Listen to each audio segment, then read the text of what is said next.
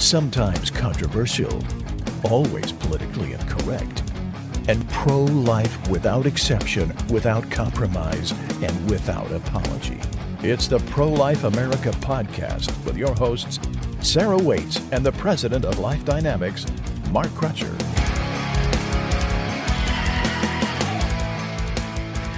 Hey guys, welcome to the show. I'm Mark Crutcher, and joining me as always is one of the usual suspects, Sarah Waits. Usual suspects. It makes me sound like I have a warrant out for my arrest. Well, you probably do, for all I know. You may very well. If you don't, you Smart probably should. But anyway, our world is in turmoil right now. Yeah. And with this situation in Ukraine, we just want to talk about that for just a second. This is a very dangerous situation. And, you know, I talked to you the other day, Sarah, about how important it is. And I think your generation doesn't recognize this or doesn't appreciate it, how important it is to understand history. Oh, yeah, absolutely. And the parallel here between what's going on between Russia and Ukraine and what went on in the late 30s between Nazi Germany and Austria is frightening. Well, what I remember from school about World War II, there was a lot of talk about what was going on during the war. And then it was kind of, we won, the end. And they really gloss over the really important things that happened afterwards, like the complete division of Germany into East Germany and West Germany and all the ramifications of that happened. And then it was just kind of, oh, by the way, in the 80s, you know, the Cold War and this happened and that got all solved and we're good now. Well, I'm not saying that we're in World War III or that World War III is inevitable over this. But one thing I will point out is that if you ask people today, when did World War II start? Most of them will say 1938 to 1939. That was when the war started. No, that would be incorrect. Well, yeah, it started actually before that. But as far as the shooting and the taking over of countries. Yeah, the actual bullets fired, yeah. Right. But nobody in 1938 or 1939 thought World War II had started. They didn't recognize what was going on in Europe as the start of World War II. And the point I'm trying to make here is we could be in the beginning stages of World War III and not even realize it. Yeah. And that's what's really frightening about this situation. And I don't know, obviously know how this is going to play out. The thing that I guess is the most frightening from the American standpoint is two things. First off, if we get engaged militarily, in other words, if we put boots on the ground, or we put airplanes flying over to enforce a no-fly zone, and we shoot down a Russian airplane, we're in World War III. Oh, yeah. That's the beginning of it. And the thing that's frightening to me about this is that when you're in that kind of situation, you have to have strong, powerful leaders. Absolutely. And we ain't got that. The other day when somebody on the radio was saying, I wonder what Biden's doing right now. Is he polishing off his State of the Union address? My take on it was probably sitting somewhere in his underwear watching cartoons. But if we get to the situation where we are in a major conflict and we need strong, powerful political leadership, we are in deep trouble. If you think that Biden and Harris are going to provide, you know, Churchillian type leadership, or, you know, Roosevelt or anybody.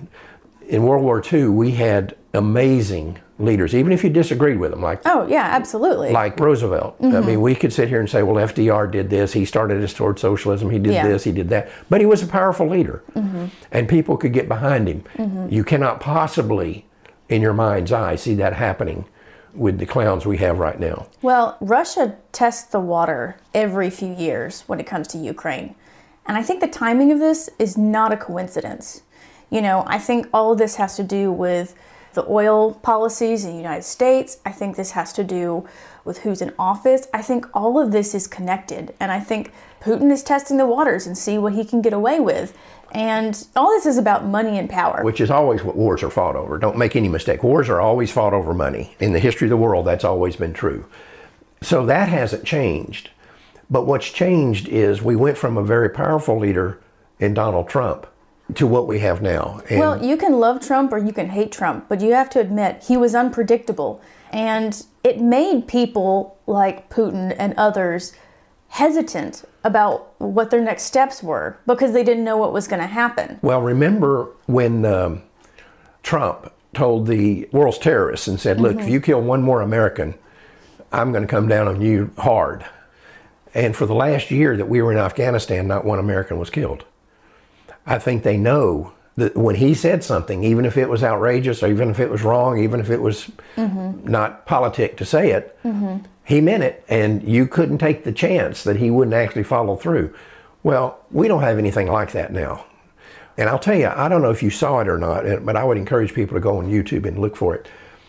If you saw Kamala Harris's description of what's going on in Ukraine, where she literally was talking to the American people like they were 3 years old. I don't know if you saw that or not. No, I didn't see that. This is the people that we've got in leadership right now. And I would encourage everybody to go on YouTube and look for that video. It's there. It is unbelievable. She literally is talking to the American people like they're 3 or 4 years old. But we'll see what happens here. But it's a dangerous time that we live in, very dangerous. Yeah. And it could blow up in our face in any minute. Well, and you know that this is just awful for the people of Ukraine, and your heart goes out to them. Because like I say, there's this cycle that happens every few years. And the last news report, one of the last ones I just read, was talking about how the Russians had gotten control over Chernobyl, which has a lot of ramifications. Lots of ramifications. So, you know, what happens next, anyone's guess, and all we can do at this point is just brace ourselves and pray. And pray for the people that are standing up. I mean, you have moms with kids over there walking around with rifles and saying, we're going to defend our land. I tell you, one of the most heartbreaking things I've ever seen was that picture of that old man, 82 years old, trying to join the Ukrainian army. And he shows up, I guess at a recruiting station. I don't know where it was that was filmed, but I saw the picture of it. He shows up with a little suitcase, and he's got 2 t-shirts, a spare pair of pants, his toothbrush, and some sandwiches. And he's 82 years old, and he showed up there wanting them to give him a rifle so he can start defending his land. Yeah. And then you hear this woman say, look, these people have invaded our land, and we're going to bury them in it. Yeah. You know, these are patriots. This is what patriotism looks like. Well, I don't remember the name of the unit, but in the Middle East, when the terrorists were taking over more and more territories, there was a women-exclusive military unit that fought terrorists, and the terrorists were afraid of them. That's how intense they became. And they said, look, our men can leave, but we're staying. Well, everybody's staying behind now that doesn't have to take care of children. And it's heartbreaking what you're seeing. But I'll tell you something that I think is really neat. I just saw it. Richard Childress owns a NASCAR team. Very hardcore pro-America, pro-Second Amendment guy. He's the guy that people may remember when all this kneeling at the national anthem started. Yeah. And of course, NASCAR wasn't putting up with any of that, but somebody asked Richard Childress, would any of your guys stand out there on the national anthem and kneel? He said, I don't think so, but if they do, they need to go in there and roll their tools out to the parking lot because they're out. They're not going to work for me if they're going to do something like that. Well, he announced yesterday that he is buying and donating to the Ukrainian war effort 1 million rounds of ammunition. That's not cheap. You're talking about 7.62 ammunition for like an AR-15 or whatever. That's not cheap. And he is buying and donating 1 million rounds. Wow, that's impressive. He was the team owner for Dale Earnhardt. Oh, really? If people don't remember. See, I don't know. I don't really keep up with NASCAR, to be honest. Anyway, I think it'll be interesting to see this next NASCAR race, what kind of reception he gets. I can predict what kind of reception he'll get from the crowd when his cars are announced. But anyway, the fact is the battle over abortion continues. We can't let everything that's going on overseas distract us from our job here. 3,000 babies, or 2,000 babies a day being butchered. Yeah. And one of the things that's happening that I think is really cool is what's called the Day of Tears. And we've got someone on the line here with us to join us today. Flanna Sheridan is joining us from Virginia, and she's with this Day of Tears effort. We want to welcome you to the show, Flanna. How are you? Hi, Mark and Sarah. Thank you so much for having me on. It's a pleasure to be with you guys all the way in Texas from here in Virginia. I'm listening to you all talk about Ukraine and the mothers and children who are still there, and it reminds me of this woman who lived during the time of World War II. Her name was Lyudmila Pavlichenko, and it was before Ukraine was what we now call Ukraine. It was Soviet territory still. even though I believe Kiev was not her first home.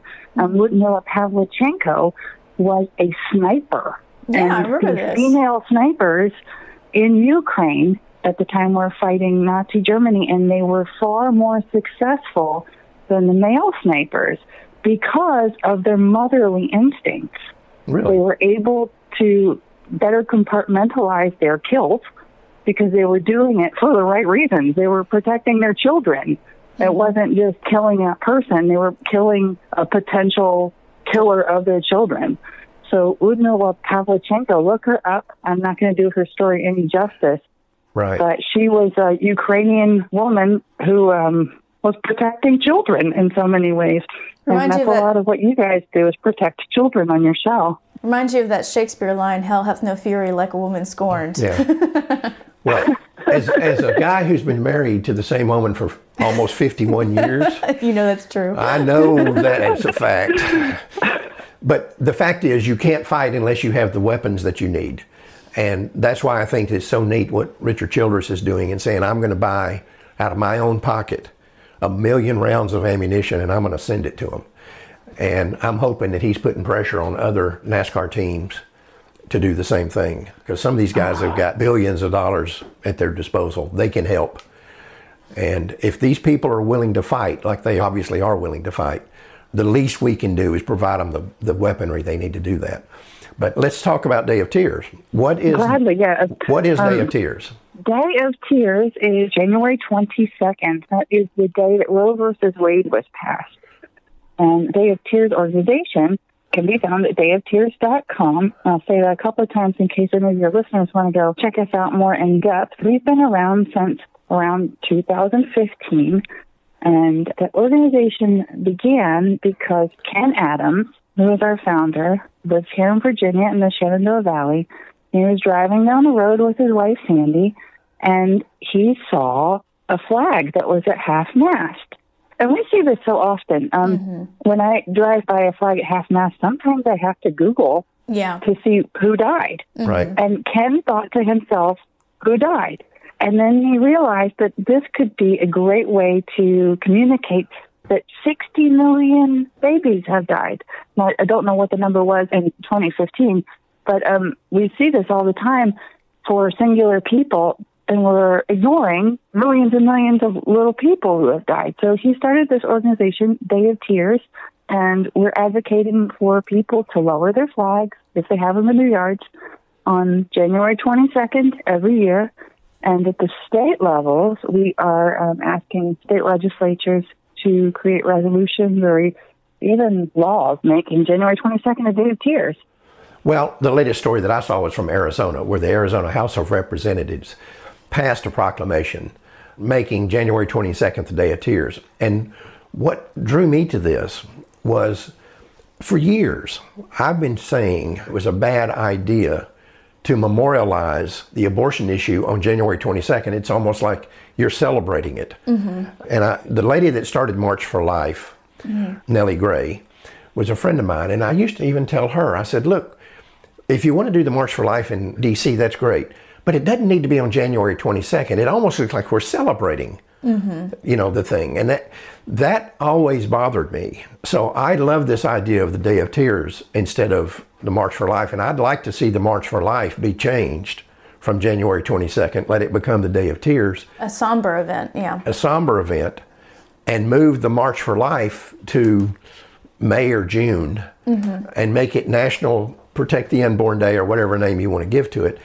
We would triple the number of people that go. How many people are you going to get to go to Washington, D.C.? In the freezing. In the freezing cold. Every time that I've ever been, you're having to chip ice off your coat as you're walking down the street. January 22nd is a very cold day, and we're only 2 hours south of D.C., right up here in Virginia, and it is a very cold day. But we're so happy with the March for Life. They've included us in their roster a couple of years now. We didn't attend this last year because just the craziness in the world.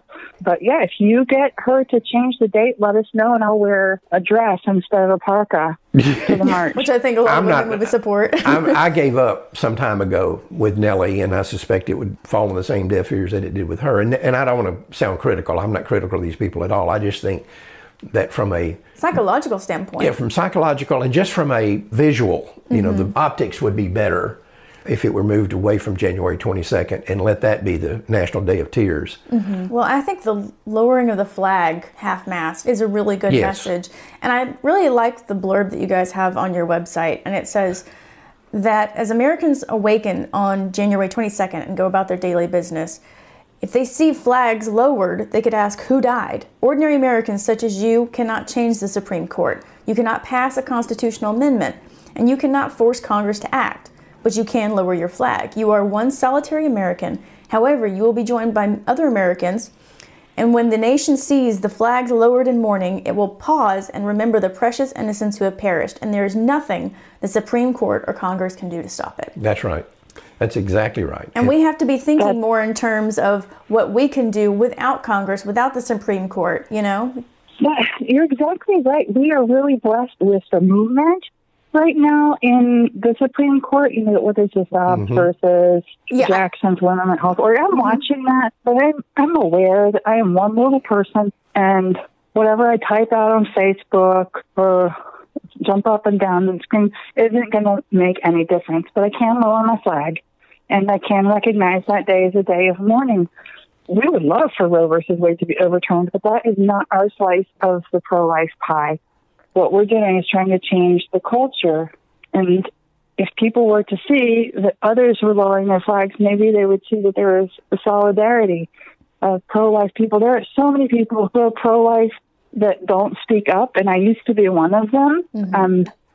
If we had some visual way to see, not a march is a fantastic thing to see on the news if you turn to the right channel, but just to see singular houses and maybe businesses lower the flag one day, and we can all ask who died. I think that's an astonishing question to be asking. If for the American people to remember that somebody is dying today. Thousands of somebodies are dying. Millions of somebodies have died in the past. This isn't about marches or having fun or, you know, visiting memorials or whatever. This is about human lives that are being snuffed out totally unjustifiably. And I think that this Day of Tears idea, I hope that this thing catches on. Do y'all have plans for other states that you're working on? Yeah, we're pretty proud of what we've been able to accomplish. We did have to ditch our federal effort, not completely ditch it, but we're living in the real world, and we know that in this current environment, nothing is going to be passed in the House and the Senate. But we do have bills in the House and the Senate. Jody Heiss and Mike Braun are heading those up, and we've got lots and lots of support. But we've kind of backed off trying to have it passed federally. Hopefully in 2024 we can pick that torch back up. But for right now, we are focusing on individual states that are friendly to pro-life causes. So we've passed it in West Virginia, Tennessee, Arkansas. We were just down in Arkansas. They are so pro-life down there. We had a great time meeting with all the legislators who passed it through. In fact, one of the lead legislators that passed it through, Deanne Vaught, joined our advisory board. Oh, she was so excited about it. She is so vibrant. I don't think that woman sleeps. She just goes and goes. She's amazing. I wish every state had a Deanne Vaught. So she's on our advisory board now. The Energizer Bunny of the pro-life movement. Oh, yes, exactly. Just keep going. A couple other people like that. But wow, it's just so encouraging to meet an Energizer Bunny for pro-life like Deanne Vaught. Right. She's down there in Arkansas, and we passed it in Idaho. We're hoping to go out there and meet with those legislators. And it's passed in Alabama and Louisiana. It has passed the House in Mississippi. We're still waiting on the Senate. And like as you said, we had a proclamation in Arizona, which we were delighted with. What a surprise! Yeah, right. Yeah, it's not the same as California. Well, you're not going to get anything. New York. You're not going to get anything in California, believe me. So we're working on some other states like Ohio. Jennifer Gross, who is another amazing firecracker state legislator out there, is trying to pass it through up there in Ohio. We're working on South Carolina, Missouri, Oklahoma. And do you know what state we're missing? Which state? Texas. I had a feeling that was coming. Why aren't you working in Texas? Like, can you all help us out down there in Texas and get a Day of Tears resolution passed? One of the things that's weird about Texas is our legislature only meets 5 months every 2 years. We don't have a full-time legislature. We have what was originally intended, which is a citizen legislature. And We expect them to have their own jobs. So interesting. What is the history behind that? Because I know here in Virginia, our legislature meets 45 to 60 days because of, our farming history. Is that the same in Texas? Or no, they meet for 5 months every 2 years. So, Her mind is blown. Why did they do it that way? because, like I said, the original intent of the founding fathers was that the legislatures would be citizen legislatures. This wouldn't be a job. This would be Something that they did to serve their community. to serve the community. And our legislature only meets for 5 months every 2 years. And their session just ended. But the good news is that gives you time to come up with a strategy. I guarantee you, if you thought Arkansas was pro-life, and I know that they are, wait till you deal with the Texas legislature. I mean, let's remember that the big thing that's going on with the Supreme Court right now, those two things originated in Texas and in Mississippi. Well, Texas is on our list of places that we want to have it passed. And we're just so excited about the ones that we have passed. But Yep. even if the legislature doesn't pass a Day of Tears resolution, people could still lower their flags on January 22nd. Yeah. Right. But am I right in assuming that when a state declares January 22nd the Day of Tears, that government buildings in that state will lower their flags to half-mast? Am I interpreting that right? They should. Yes, wouldn't that be wonderful? Yeah. Wouldn't that be wonderful across the country? Yes, Yep, that yep. would be. Well, anyway, if you need help in Texas, just let us know and we'll maybe can give you some direction. How can others get involved with this? What can they do? Oh, wow. You set me up for this. We're a 501c3. So if anyone feels in their heart they want to donate, they can go to dayoftears.com and we have a big donate button on every page. We are a very small organization. We have right now 2 employees, I guess you call us, and 1 founder. So we don't have an office building or any fluff to support. We're bare bones. Anything anybody donates goes directly into making this work.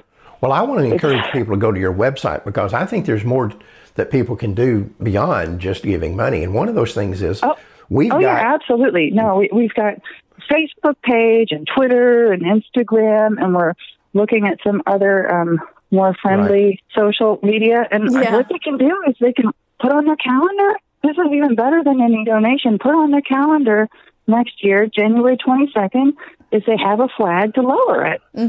But we've got legislators all over this country who claim to be pro-life, and half the time when you need them to vote to stop abortion, they run for the hills.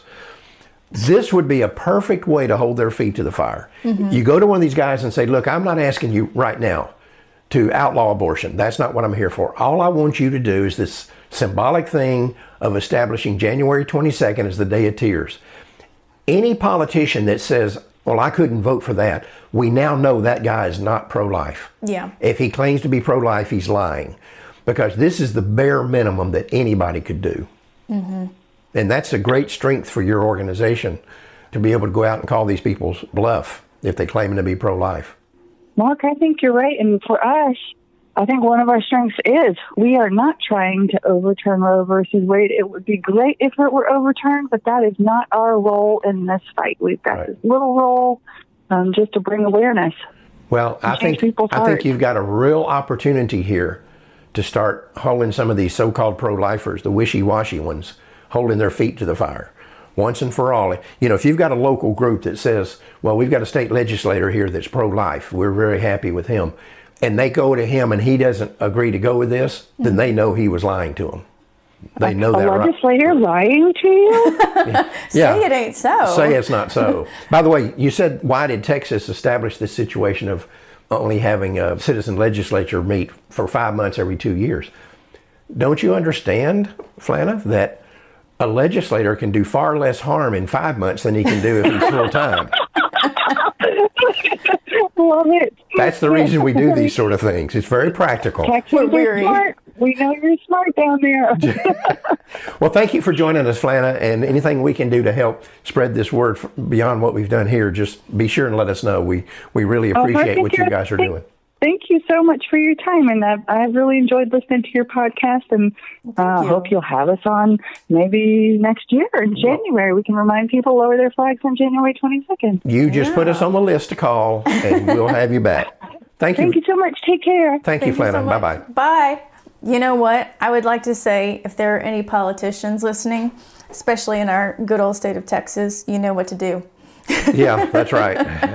Right. Wink, wink, nudge, nudge. Yeah. Here's your next project. But don't you think it is true that this is a good way to at least find out that they're minimally pro-life if they claim they are? Oh, yeah. And I think as pro-lifers, we have an obligation to figure out who the faux lifers are. Right. The non-pro-lifers who claim that they are. Right. And if they're not doing what they're supposed to be doing, we have to be holding their feet to the fire. So if they're not going to do it, we need to get them out and get somebody in who will follow up on those actions. Yeah. Otherwise, we haven't gained anything. I'd like to hear someone tell me that somebody is pro-life but refused to get behind this effort. What makes you think they're pro-life if they can't even do this? Yeah. Well, and like I say, we need people who are actually acting, because if we have got people who are only symbolically pro-life, what have we gained? Well, years we gained ago, nothing. Years ago, I had a conversation with Pat Robertson one time when I was on 700 Club. And we were talking about the guilt of the church and Christians not doing anything about abortion. He said, one of the things you confront these people and they say, well, you know, I'm very pro-life and I'm praying for you guys. He said, most of them aren't praying. He said, you can bet that most of them aren't. That's just what they tell us to get us off their back. Yeah. And he said, they're not doing anything. And when they say, at least I'm praying for you, most of them aren't even doing that.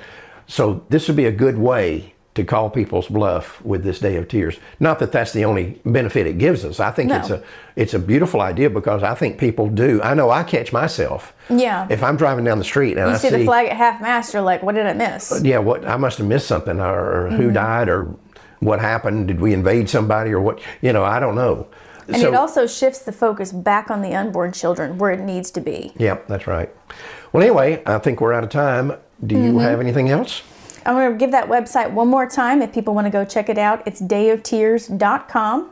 And I encourage everybody to follow the podcast on their favorite podcast platform. We're available on Apple Podcasts, Google Podcasts, Spotify, iHeartRadio. You can listen most places where you can get podcasts, and encourage your friends to follow the podcast as well. Absolutely. And I want to thank again Flanna Sheridan for joining us today. And I want to encourage everybody to go to the dayoftears.com website and see where you might plug into this deal, because I think it's a really good idea. Anyway, that's all the time we have. Until next Thursday, remember, Life Dynamics is not here to put up a good fight. We're here to win. Because winning is how the killing stops. We'll see you next week. Bye, guys.